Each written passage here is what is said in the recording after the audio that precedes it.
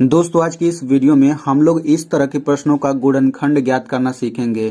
तो यहाँ पे आप लोग पहला प्रश्न देख सकते हैं, हम लोग इसका गुणनखंड करेंगे और इसका गुणनखंड करेंगे। तो मैं आपको पहले ही बता देता हूँ कि जितने भी गुणनखंड वाले सवाल होते हैं वो केवल 4 प्रकार के होते हैं। तो इस वीडियो में हम लोग उन्हीं चारों प्रकारों में से पहले फर्स्ट टाइप के हम लोग गुणनखंड सीखेंगे। ठीक है, यानी कि आपको मैं चारों प्रकार के गुणनखंड सिखाऊंगा, लेकिन हर एक प्रकार के लिए अलग अलग वीडियो आएगा, तभी आप लोग अच्छे से सीख पाएंगे। तो उन्हीं में से ये पहला प्रकार का गुणनखंड है। आप लोग देख ही सकते हैं कि सब प्लस प्लस में है, ये भी प्लस प्लस में है। ठीक है, तो आप लोग इस वीडियो को पूरे अच्छे से समझिएगा, क्योंकि ये अभी पहला प्रकार का गुणनखंड है। तो अगर आप लोग इसे अच्छे से समझ लेते हैं तो फिर जो मैं आगे वाला गुणनखंड बताऊंगा आप लोग उसे भी अच्छे से समझ पाएंगे। और अगर आप कक्षा 8 में पढ़ते हैं या फिर कक्षा 8 से ऊपर वाली क्लास में पढ़ते हैं तो आपको गुणनखंड किसी भी कीमत पे आना ही चाहिए। ठीक है, तो आप लोग अगर अच्छे से समझना चाहते हैं गुणनखंड को तो आप लोग इस वीडियो को शुरू से लेकर अंत तक जरूर देखिए, तभी आपको अच्छे से समझ आ पाएगा। और मैं वीडियो के लास्ट में आपसे एक सवाल भी पूछूंगा। तो चलिए वीडियो शुरू करते हैं। तो देखिए पहला प्रश्न है 2x² प्लस 7x प्लस 6। तो इसका गुणनखंड करने से पहले हमें सबसे पहला काम क्या करना रहता है। देखिए इसमें हम लोग सबसे पहला काम क्या करेंगे, जो लास्ट में संख्या दिया है इस संख्या का गुणा हम लोग x² के पहले जो संख्या रहेगा उसमें करेंगे। यानी कि 6 का गुणा हम लोग 2 में करेंगे तो कितना होगा, 6 दूनी 12। यानी कि जब भी आप इस तरह के सवालों का गुणनखंड करेंगे तो लास्ट वाली संख्या का गुणा आप लोग इस वाली संख्या में जरूर करेंगे। सबसे पहला काम यही होता है। तो 6 दूना 12 हो गया। अब ये जो 12 आया है आपको ऐसी दो संख्या खोजना है, ध्यान से सुनिएगा। आपको ऐसी दो संख्या खोजना है जिनका गुणा करें तो 12 आना चाहिए और उनको जोड़ने पर 7 आना चाहिए। यानी कि अगर लास्ट वाली संख्या के पहले प्लस है तो उन दोनों संख्याओं को जो आप खोजेंगे उनको जोड़ करके 7 आना चाहिए। यानी कि x के पहले जो रहता है वही आना चाहिए यहाँ पे जोड़ करके, क्योंकि प्लस है ना, प्लस का मतलब जोड़ना होता है। तो आप ऐसी दो संख्या खोजिए जिनका गुणा करें तो 12 आ जाए और उन्हीं दोनों संख्याओं को जोड़ने पर 7 आना चाहिए। ठीक है, तो सबसे पहले आपको दोनों संख्या खोजना होगा। तो चलिए खोजते हैं। तो देखिए 2 छक्का 12 होता है। ठीक है, 2 छक्का 12 होता है, यानी कि हमें दो संख्या मिल चुकी है जिनका गुणा करने पर 12 आएगा। अब हम इनको जोड़ करके देख लेते हैं कि क्या 7 आता है। तो देखिए 2 में 6 जोड़ेंगे तो ये 8 आता है, 7 नहीं आता। यानी कि जिस संख्या को हम लोग खोज रहे हैं वो संख्या 2 और 6 नहीं है। तो अब हम लोग दूसरी संख्या खोजेंगे। तो देखिए 12 को हम लोग ये भी तो लिख सकते हैं 4 गुणा 3। देखिए 4 में 3 का गुणा करेंगे तो 4 3 12 होता है। अब देखिए 4 में 3 जोड़ेंगे तो 7 भी होता है। यानी कि जिन दोनों संख्याओं को हम लोग खोजना चाहते थे वे दोनों संख्याएं 4 और 3 है।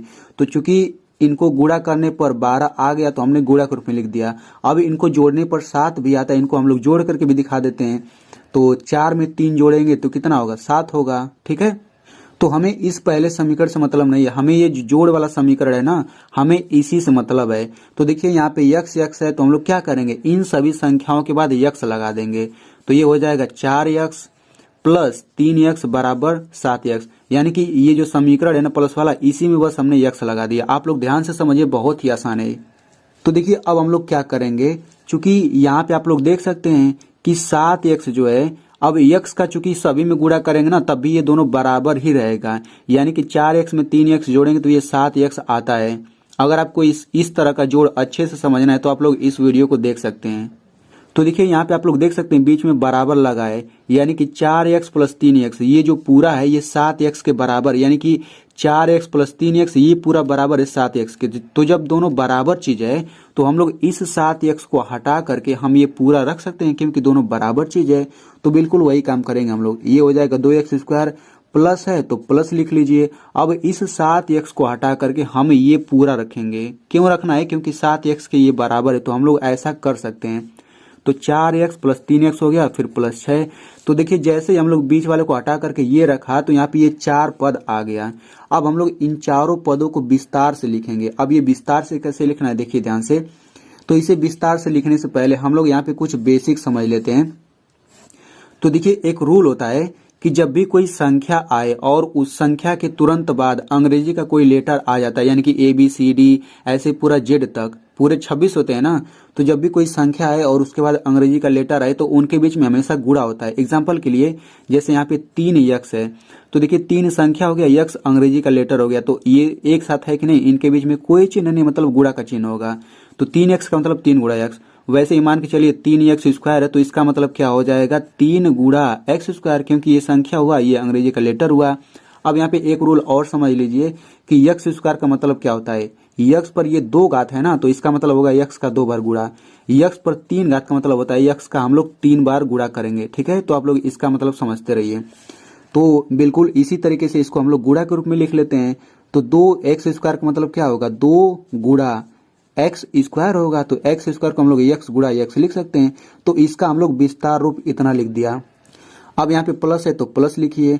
अब देखिए 4x को हम क्या लिख सकते हैं, तो देखिए 4x को हम 4 गुणा x लिख सकते हैं, लेकिन हम 4 को 2 गुणा 2 भी तो लिख सकते हैं।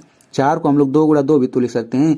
यानी कि जो शुरू में संख्या रहता है ना, उस संख्या को हम लोग इस तरीके से कर लेते हैं। यहाँ पे आप लोग देख लीजिए, जैसे यहाँ पे 4 है तो हम 4 को ऐसे कर लेंगे, 2 दूना 4, 2 एकम 2, यानी कि अब हम लोग 4 को 2 गुणा 2 करके लिखेंगे, ठीक है।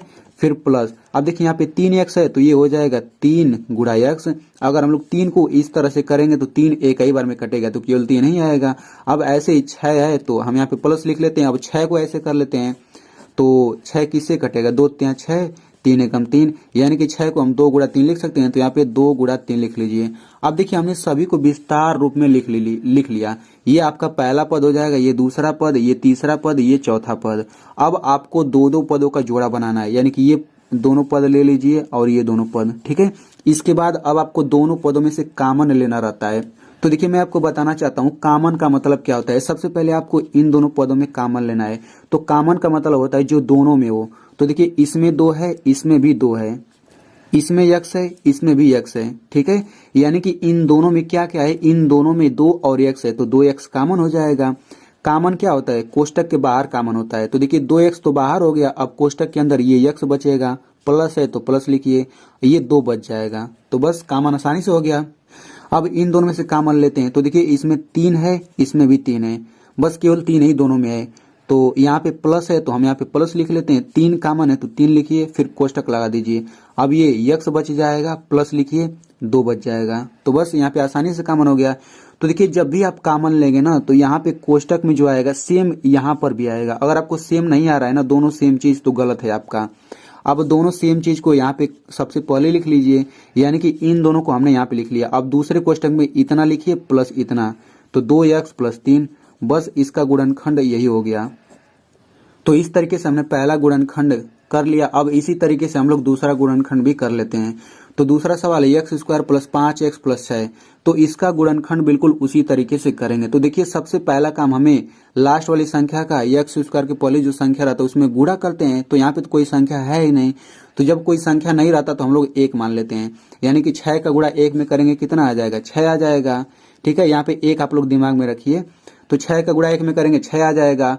अब ऐसी 2 संख्या खोजिए जिनका गुणा करें तो 6 आ जाए और उन्हीं को जोड़ने पर 5 आना चाहिए। तो ये तो बहुत ही सिंपल है। 3 में 2 का गुणा करेंगे तो 6 आ जाएगा, और 3 में 2 जोड़ेंगे तो 5 भी आ जाएगा। यानी कि जिस संख्या को हम लोग खोज रहे थे वे दोनों संख्या 3 और 2 है। अब बिल्कुल उसी तरीके से हमें इस समीकरण से मतलब है ना, प्लस वाले से, तो इन सभी के बाद x लगा लेते हैं। तो 3x प्लस 2x बराबर 5x हो गया, ठीक है। तो अब हम लोग क्या करेंगे, चूंकि 5x पूरा इसके बराबर है, तो हम लोग इस 5x को हटा करके ये पूरा रख लेते हैं। तो ये हो जाएगा x² प्लस है, प्लस लिखिए, 5x को हटा करके आप ये पूरा ये रख लीजिए। तो 3x प्लस 2x प्लस 6, इतना हो गया। तो अब देखिए 4 पद हो गया। तो 4 पद हो गया तो कोई बात नहीं, अब हम लोग इसको विस्तार रूप में लिख लेते हैं। तो x² को क्या हमने बताया, x गुणा x, प्लस है तो प्लस लिखिए। अब 3x को लिख सकते हैं 3 गुणा x, क्योंकि देखिए अगर x के पहले जो संख्या आ रहा है, अगर वो बड़ी संख्या आ रही है ना, तो हम लोग बिल्कुल इसी तरीके से हम लोग कर लेंगे, ठीक है। छोटा संख्या है तो हम लोग वैसे ही कर सकते हैं, ये प्लस। अब 2x को लिख सकते हैं 2 गुणा x, यहाँ प्लस है, प्लस लिखिए। अब 6 को हम लोग ऐसे करेंगे तो 2 गुणा 3 आएगा, तो 6 को लिखिए 2 गुणा 3। अब देखिए शुरू के 2 पद ले लीजिए और बाद के 2 पद, इन दोनों में से कॉमन ले लीजिए। तो इसमें x है, इसमें भी x है, यानी कि इन दोनों में से x कॉमन हो गया। तो x कॉमन हो जाएगा तो क्या बचेगा, x बच जाएगा, प्लस है, प्लस लिखिए, 3 बच जाएगा। अब यहाँ पे प्लस है तो प्लस लिखिए। इन दोनों में से कॉमन क्या है, इसमें 2 है, इसमें भी 2 है, यानी कि 2 कॉमन हो गया। तो बचेगा क्या, ये x बच जाएगा, ये 3 बच जाएगा, ठीक है। अब आप देख सकते हैं कि कॉमन लेने के बाद दोनों में कोष्टक में सेम चीज आ रहा है, तो यहाँ पे एक कोष्टक में x प्लस 3 हो जाएगा, दूसरे कोष्टक में x प्लस 2 हो जाएगा, x प्लस 2। तो इस तरीके से इसका भी गुणनखंड हो गया। तो आई होप आपको बहुत ही अच्छे से समझ आया होगा। अब मैं आपको गुणनखंड का सवाल देता हूं, तो आप लोग इसका गुणनखंड करके कमेंट में जरूर लिखिएगा। X square plus 7x plus 10। देखते हैं कितने लोग सही जवाब दे पाते हैं। दोस्तों मेरा आप लोगों से एक रिक्वेस्ट है कि अगर आपको ये गुणनखंड समझ आ गया है तो आप लोग इस वीडियो को अपने दोस्तों के साथ जरूर शेयर करिएगा, उन्हें भी समझ में आ जाएगा। और वीडियो को आप लोग कम से कम 1 लाइक जरूर करिएगा, क्योंकि वीडियो के पीछे बहुत ही मेहनत होती है।